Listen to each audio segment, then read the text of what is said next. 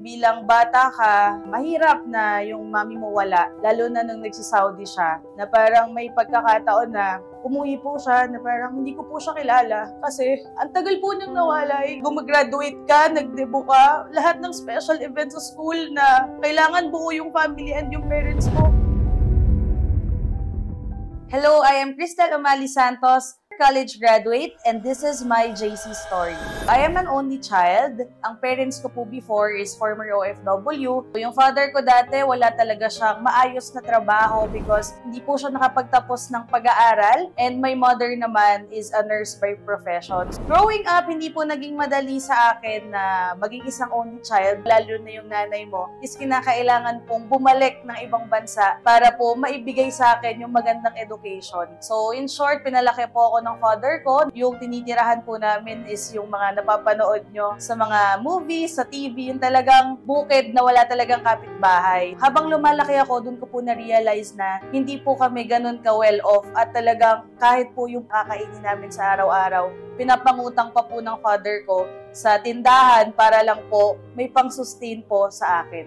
Bilang isang anak ng OFW, gusto ko po na makompleto po talaga yung family ko. Mahirap po na lumalaki ka na wala yung nanay sa tabi mo. Sabi ko, kailangan kong galingan sa pag-aaral, kailangan ko talagang makatapos. Pag nagkaroon ako ng magandang trabaho, yun na yung maging reason para umuwi na yung parents ko at magkasama-sama na kami. Bilang bata ka, mahirap na yung mami mo wala, lalo na nung nagsa-Saudi siya, na parang may pagkakataon na umuwi po siya na parang hindi ko po siya kilala kasi ang tagal po niyang nawala. Gumagraduate ka, nagdebo ka, lahat ng special events sa school na kailangan buo yung family and yung parents mo. So yun yung mga bagay po na hindi ko na-experience kasi malayo po sa akin yung mami ko po. And naalala ko nung bata ako, walang mapag-iwanan sa akin yung father ko kasi dalawa lang kami. Walang magbabantay sa akin, walang mag-aalaga sa akin.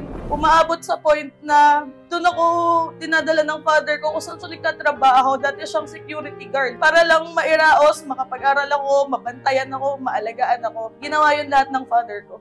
With that story, alam kong hindi kami mayaman. Ito yung nag-push sa akin para isipin or ma-motivate ako na ano ba yung mga bagay na pwede kong itulong or simulan para naman hindi habang buhay nandoon kami sa antas na pinanggalingan ko. Kung nakilala ko si JC, walang iba kundi ang nagpakilala sa akin ito is yung father ko. Naging OFW siya sa abroad, naging security guard, nagbenta ng kung ano-ano hanggang sa nakilala niya tong JC, na-introduce niya din sa akin itong business na to. Nung pumasok ako sa negosyo na to, kagaya ng iba, wala din po akong alam. So yun pala, meron ditong tinatawag na sistema na kailangan mo munang pagdaanan para matutunan mo yung ginagawa ng mga taong naging successful din dito.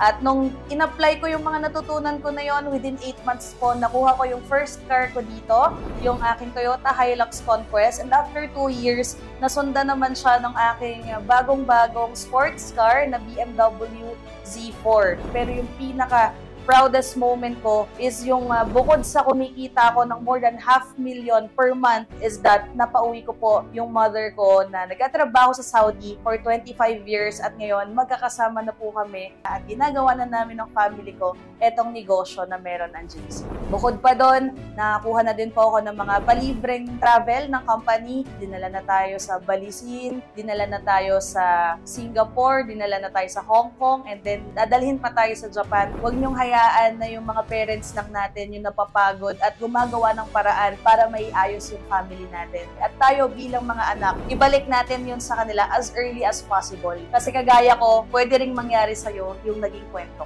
Nagpapasalamat talaga ako na nakita ko yung ganito kagandang opportunity at hindi to magiging posible kung wala yung mga founders na si Mr. Jonathan So and Mr. Carlito Makadangdang. And of course, gusto ko din pong pasalamatan yung aking mother team. Gusto kong pasalamatan yung Team Big 4. And of course, sa father ko, si Mr. Mel Santos, and sa mother ko, na proud ako, si Miss Lydia Santos, na kasama kong ginagawa yung negosyo at palaging nasa likod ko sumusuporta para mas marami pa tayong matulungan na makapagsimula ng negosyo na meron ang JC.